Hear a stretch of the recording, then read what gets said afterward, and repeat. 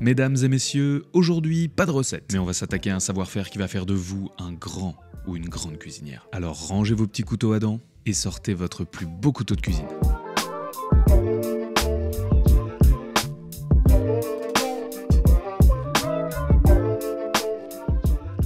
Et oui, aujourd'hui, on va apprendre les bases pour aiguiser un couteau. Et pas n'importe comment, avec une pierre à eau. Moi, j'ai une pierre à deux côtés. Chaque côté a un grain différent, ici 1000 et 3000. Et plus le grain est faible, plus il est abrasif. Très important, on va commencer par l'immerger dans l'eau pendant un quart d'heure. Profitez-en pour lire ou vous abonner à la chaîne. Une fois que toutes les petites bulles d'air ont disparu, on va préparer son plan de travail.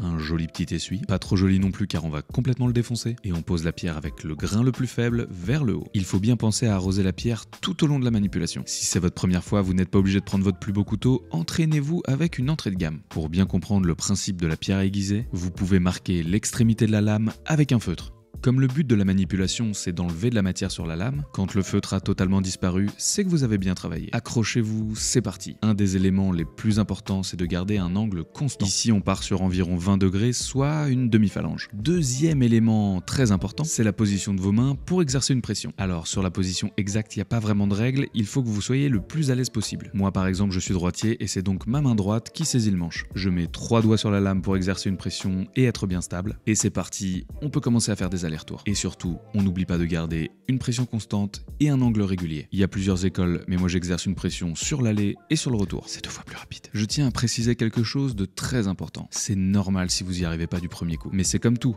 Plus vous allez vous entraîner, plus votre mémoire musculaire va rentrer en jeu. Essayez vraiment d'y aller étape par étape. Focalisez-vous premièrement sur l'angle. Une fois que vous l'avez bien en tête, essayez d'exercer un peu plus de pression. Et seulement après, essayez de gagner en vitesse. On commence à voir qu'on bosse bien car il y a des tout petits micro-bouts de métal qui se déposent sur la pierre. Si le bout de la lame de votre couteau est arrondi, pensez à bien suivre la courbe. Quand on a bien travaillé pendant plusieurs minutes sur un côté, on va voir apparaître le morphile. Comme vous affinez au max le fil de la lame, il y a une petite partie qui se recourbe sur elle-même. Le but va être donc de l'enlever en travaillant l'autre côté de la lame. On n'oublie surtout pas d'hydrater sa pierre et rebelote pour quelques minutes de l'autre côté. On a bien travaillé avec le grain le plus abrasif, il est l'heure de retourner sa pierre et de passer à un grain plus fin. Sur cette pierre, c'est du 3000. On reste quelques minutes sur la première face et vous me voyez venir.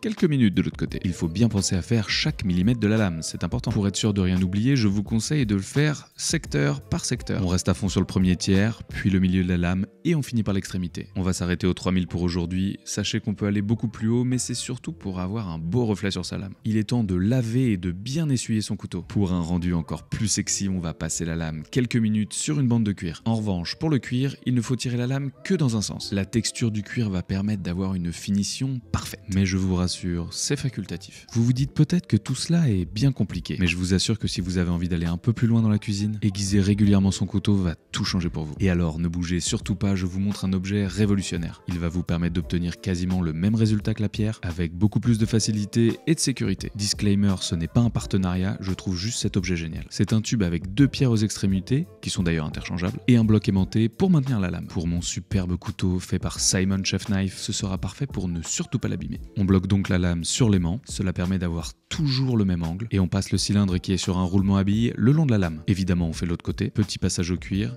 et magie, c'est terminé. Et voici le moment que vous attendez tous, le torture test de la lame. On commence par la feuille de papier. Oui, la lame est tellement aiguisée, elle traverse le papier comme du beurre. Vous verrez, un couteau aiguisé, ça vous permet d'être tellement plus précis, de faire des découpes beaucoup plus fines et de découper en un coup de lame des fruits et légumes qui sont parfois un peu plus durs. N'hésitez pas à me poser toutes vos questions en commentaire, pensez à vous abonner et à très vite.